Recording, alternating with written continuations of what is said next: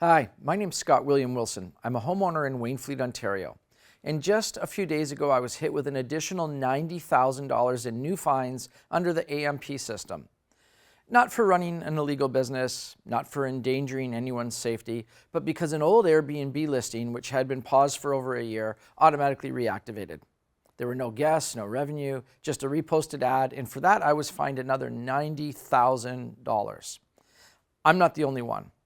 Across Ontario, municipalities are using administrative monetary penalties, or AMPs, to bypass the courts and issue massive punitive fines, not just for short-term rentals, but for building departments, zoning, property standards, fences too high, and more. This system was never meant to work like this. AMPs were created to handle minor infractions like parking tickets, a way to reduce the load on superior courts. But now townships are using them to issue fines of tens, 20, even $100,000 and more. And there's no access to a real court, no fair process, no justice. Here's how it works. You get a fine. A township employee staffer screens it. If you dispute the screening, the case goes to a so-called adjudicator, usually a paralegal, and it's hired by the same township that issued the fine. No independence, no judge, just a closed loop designed to squeeze people out of their rights and their money. This is an illegal cash cow for towns and cities across Canada.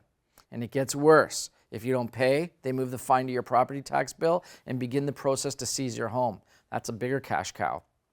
This is happening across Ontario and across Canada right now. I got a call the other day from John in St. Catharines. He was fined $5,000 by the building department under the AMP system. No due process, no fair hearing.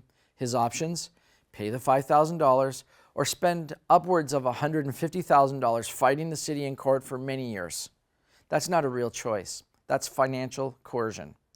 And that's why we're suing and why we need you to donate to our GoFundMe campaign.